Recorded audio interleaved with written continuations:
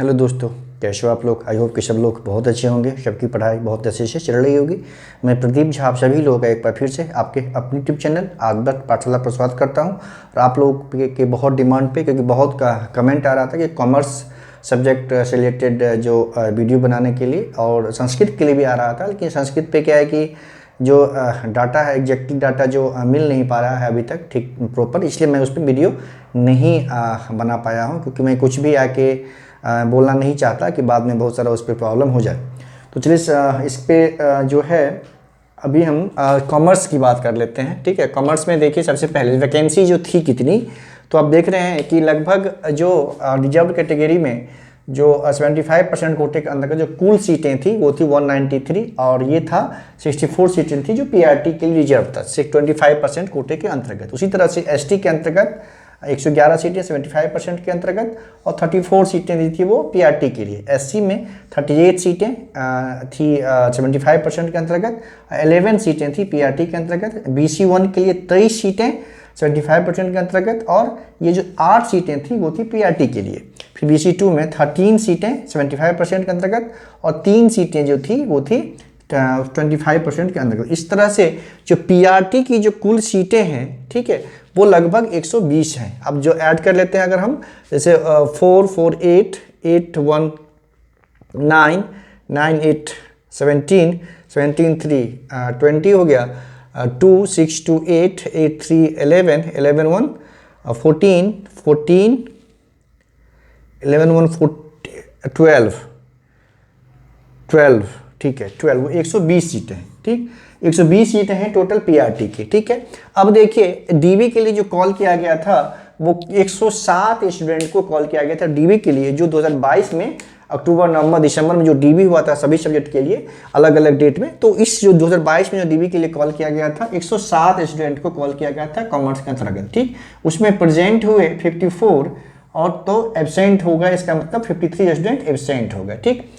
ऐसा माना जाता है कि माना गया है कि जितने डीबी के लिए बुलाया गया है उसका जितना सीट वैकेंट है 75, ये है 75% कोटे के अगेंस्ट ही ये डीबी के लिए कॉल हुआ, ये आपको याद रखना है। ठीक, तो जितनी सीटें वैकेंट थी उसका 1.5 टाइम्स, किसी किसी में 1.4, किसी किसी में 1.5 टाइम्स बुलाया गया था डीबी के लिए। अगर हम मान लें कि इसमें भी एक 1.5 टाइम्स बुलाया गया होगा डीबी के लिए, 107 को डिवाइड करेंगे 1.5 से, तो ये आ गया आपका 71। तो 71 में से मान लीजिए कि 54 सीटें यहाँ से इसकी फुलफिल हो जाएगी जो अभी डीबी के लिए बुलाया गया था, जितने स्टूडेंट प्रेजेंट हुए थे। और कुछ ना कुछ पीआरटी होगा, पिटिशनर जो पिटिशनर का डाटा मेरे पास नहीं है, लेकिन आप ये समझ सकते हैं कि 6 7 10 के आसपास तो पिटिशनर कॉमर्स में है, तो मैक्सिमम 10 होगा, है ना। तो अगर ये 10 पिटिशनर होगा उसको समायोजन के पश्चात ये जो है टोटल 64 सीटें हो जाएंगी, मतलब फुलफिल हो जाएगी 71 में से। तो 5-6 सीटें जो है 5 और 6 सीटें लगभग यहाँ से जो है बचेगी। ये डाटा के लिए मैं श्योर नहीं हूँ, मेरा एक अनुमान है कि अधिकतम इतने लोग हो सकते हैं पिटिशनर वाले। ठीक, तो अब देखिए, तो इसके लिए जो 107 जो स्टूडेंट को जो कॉल किया गया था डीबी के लिए, वो किस कट ऑफ के आधार पे किया गया था उसकी चर्चा कर लेते हैं। ठीक, अनरिजर्व्ड में जो है मेरी जानकारी के हिसाब से 109 क्वेश्चन जिनका था उनको कॉल किया गया था डीबी के लिए। 109 क्वेश्चन की बात कर रहा हूं मैं, न कि नंबरों की। ये 109 क्वेश्चन की बात किया जा रहा है यहाँ पे। ठीक, मेरे जानकारी में हो सकता है कि इससे कम भी हो, लेकिन इससे अधिक तो नहीं है। ठीक, एकाध क्वेश्चन कम हो सकता है, लेकिन इससे अधिक नहीं। 109 मैं कन्फर्म हूँ कि 109 जिनका सही था अनरिजर्व्ड में, उनको डीबी के लिए कॉल किया गया था। उसी हिसाब से एसटी में क्या है, एसटी में 89 क्वेश्चन, एसटी में जिनका 89 क्वेश्चन सही था उनको कॉल किया गया है। हो सकता है कि उससे कम भी एकाध क्वेश्चन वालों को कॉल किया गया हो, लेकिन जहां तक मैं इसके लिए श्योर हूँ 89 वाले को तो कॉल किया ही गया है। ठीक,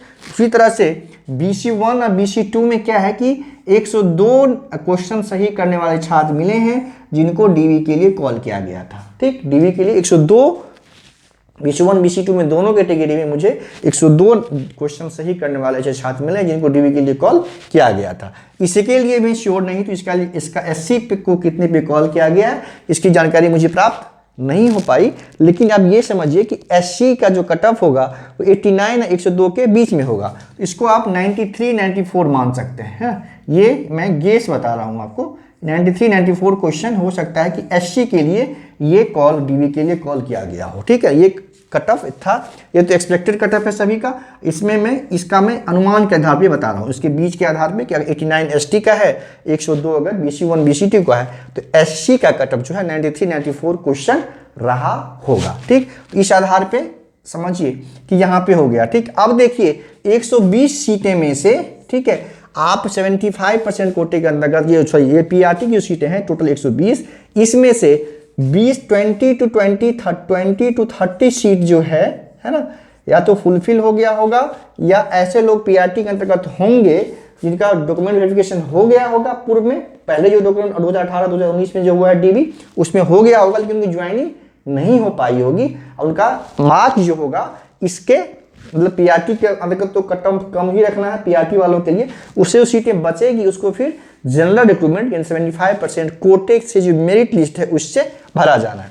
अगर हम 30 भी मान लें इसमें से, तो 90 सीट ये है ना, 90 ये और 5-6 ये, तो लगभग समझिए कि 95 टू 97 सीटें जो हैं कॉमर्स के अंतर्गत अभी वैकेंट हो सकती हैं, होगी, ये पीआरटी वाला सीट ऐड करने के बाद। ठीक, तो जब जैसे पिछले वीडियो में मैंने बताया था कि इसका डीबी लिस्ट होगा, अभी 14 तारीख तक तो डीबी करवाया जा रहा है, पुराने लोगों को मौका दिया गया फिर से एक बार, उसके पश्चात जो है इसका डीबी अब कैसे, हाँ पिछले वीडियो में मैंने एक बताया था आप लोगों को कि सरकार गवर्नमेंट इस पर विचार कर रही है, मैंने फाइनल नहीं बताया था, मैंने ऐसा नहीं बताया था, कुछ था कमेंट था कि क्या आप श्योर हैं कि इसी आधार पे, जैसे मैंने बोला था कि हो सकता है कि जो पंचायत सचिव के आधार पे जैसा किया गया था कि प्रोविजनल मेरिट लिस्ट जो बनाया गवर्नमेंट, पिछला सभी डीबी जो करवा चुके हैं उन लोगों का और जो वैकेंसी है उसके आधार पे और डिस्ट्रिक्ट प्रेफरेंस मांगा जाए, क्योंकि इसमें भी डिस्ट्रिक्ट वाइज तो देखिए सुप्रीम कोर्ट का ये डिसीजन था कि रैंक के अकॉर्डिंगली, मेरिट अकॉर्डिंगली उनका चॉइस जो है डिस्ट्रिक्ट ऑफ चॉइस के अकॉर्डिंग उनको रीसफल किया जाना है। तो ये चीज़ इसमें भी उतना ज्वाइंट वाले के लिए, लेकिन अभी जो बनेगा मेरिट लिस्ट उसको भी तो उनके रैंक, उनके मार्क्स, उनके चॉइस जो है डिस्ट्रिक्ट का, उसके अकॉर्डिंगली उनको भी तो डिस्ट्रिक्ट मिलेगा ना। तो ऐसा हो सकता है, ऐसा विचार किया जा रहा है, ये फाइनल नहीं हुआ है अभी, ठीक है, लेकिन जैसे ही मुझे इसके बारे में कंफर्म सूचना मिलेगी मैं आपको आकर जरूर बताऊंगा। तो वो 100% नहीं है कि वैसा ही होगा, डिसीजन हो गया है ऐसा मैंने नहीं कहा था, ऐसी बात हो रही है इस पे भी, क्योंकि इससे क्या होगा कि कितने लोग ऐसे हैं कि ज्वाइन नहीं करने वाले हैं वो पता चल जाएगा, उसी के आधार पे जो न्यू डीबी लिस्ट होगा उसका प्रकाशन किया जाएगा, मैंने उसमें ये बताया था। ठीक है, तो अब देखिए, तो 90 to 95 सीटें वैकेंट होगी, उसके बाद क्या होगा, तो जो भी कैटेगरी है इसमें अभी जिस कट ऑफ पे डीबी के लिए बुलाया गया है उसमें से आप सभी में 2-3 क्वेश्चन कम कर सकते हैं। जब ये जो डीबी लिस्ट फिर से अगर बुलाया जाएगा, इस कट ऑफ से अगर 2-3 क्वेश्चन रिस्पेक्टिव कैटेगरी के अकॉर्डिंग जिनका 2-3 क्वेश्चन इससे कम होगा, उनको फिर इस डीबी लिस्ट में जो fresh dB list, new dB list का जो लिस्ट प्रकाशित किया जाएगा उसमें इससे 2-3 क्वेश्चन कम वाले को चांस मिल सकता है। तो इस नंबर से, इस क्वेश्चन जो 3 क्वेश्चन है उससे अगर जिनका भी स्कोर 2-3 नंबर तक कम हो रहा है वो लोग परेशान ना हो, उनको अवसर मिलेगा और इसी मंथ में उनको पता चल जाएगा सब कुछ, है ना। 14 के बाद जो ही अभी पुराने लोगों का डीबी जिनका हो चुका था फिर से डीबी लिस्ट कंप्लीट होगा, उसके पश्चात आयोग फाइनलाइज कर लेगी, तब तक ये भी फाइनलाइज कर लेगी जो क्या किया जाना है।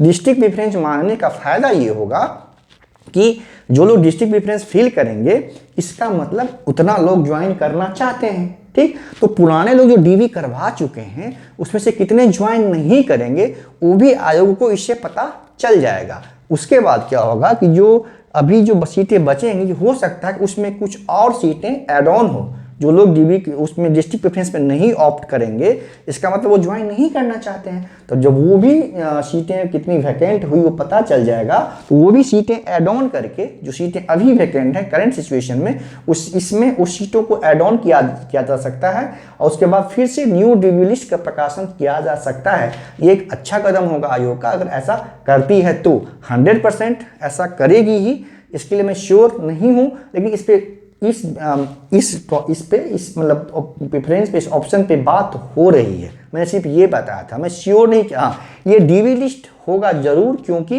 डीवी लिस्ट फिजिक्स प्रकाशन इसलिए होगा कि आपको ध्यान होगा कि सुप्रीम कोर्ट में कहा गया है कि टोटल सभी शिक्षकों की जितने कुल पद थे सभी की नियुक्ति होनी है, तो इसको अब बैकलॉग में नहीं डाला जा सकता है ना।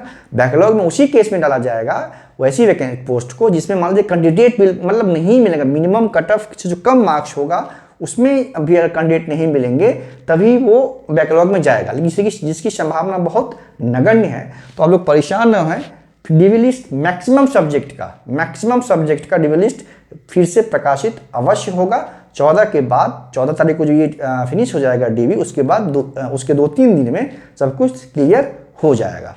और इससे संबंधित कुछ और भी जानकारी आती है तो मैं जरूर आके आप लोगों को कन्वे करूंगा। तब तक के लिए धन्यवाद।